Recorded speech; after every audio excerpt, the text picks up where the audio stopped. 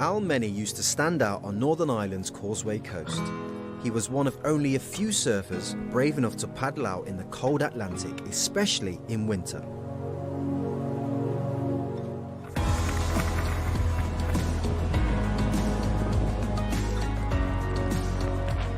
He's one of the world's most experienced big wave riders. But Al no longer has his home waves to himself. When I was a kid growing up here, surfing on the beaches on the north coast, it was actually quite unusual to see another surfer. Back then, like, wetsuits weren't really that good, so we would often have worn two, like put one on and then like haul another one over it, and he would have been like, you know, very rigid trying to surf. We're obviously a lot further down the line now. Wetsuits are much better. You can even buy them in the supermarket, so surfing is accessible now to lots of people. You can surf all through the year. In fact, the waves are better in the winter, so you get the huge crowds of surfers at the beaches up here now. This coastline is perfect for creating the right conditions for surfable waves, with its offshore winds and exceptionally strong tides. Then increasing south-southwest, force 5 or 6 west of Malin Head. As a professional surfer, Al and his team monitor the weather and the waves along this coastline to seek out the best spots to surf. The technology now is so accurate that we can predict what's happening at sea, but then we can actually get real-time data of weather buoys which are moored at sea. They actually measure the height of the swell at sea, the wind direction, the swell direction, and I can then look at all that and go, okay, based on this information, this location might be the best today.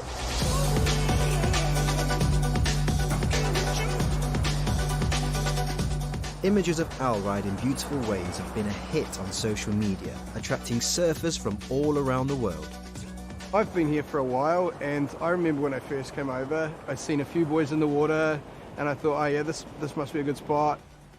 Now, even on a winter's day, when the surf's not that fantastic, there's 40 or 50 guys out, you know. It's just progressed. I go to Ulster University Coleraine. I chose this uni because it was so near the surf.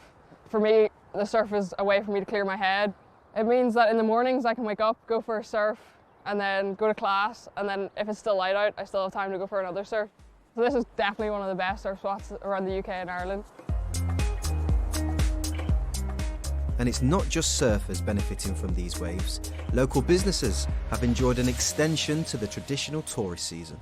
We do get waves here during the summer, but obviously the best time of year for surfing here on the North Coast is between, say, October and March. When we were surfing here decades ago, it was just locals here, but now we're blown away when you paddle out and there's guys from Brazil, Australia, New Zealand, South Africa, Holland, Germany, other parts of the UK surfing our waves, and we would never thought that was going to happen. I believe surfing really has changed this town. Winter time, you see loads of people down here scouting for waves, which is great to see, then to come in for a wee cup of coffee to warm up. But anyone braving the wilder winter waves needs to make sure they have the experience and the skills to cope with the conditions. Surfing is very popular here now, but it is a dangerous thing at the end of the day. We live, you know, in the North Atlantic. It's very cold, the winter is harsh, and when things go wrong in the sea, they tend to go wrong very quickly. I have a team around me who, you know, is with me on all the small days and the big days, and we spend a lot of time preparing. So having chased big waves all around Ireland for more than 20 years, when will Al have had enough of his home waters? Big wave surfing has been a real journey for me. We've always got this sort of thing inside us about the next big day and where it'll be and how big will it be, so it's always sort of in here and in here. Lots of people travel here and then have to leave again, but I'm very lucky that I'm able to live here.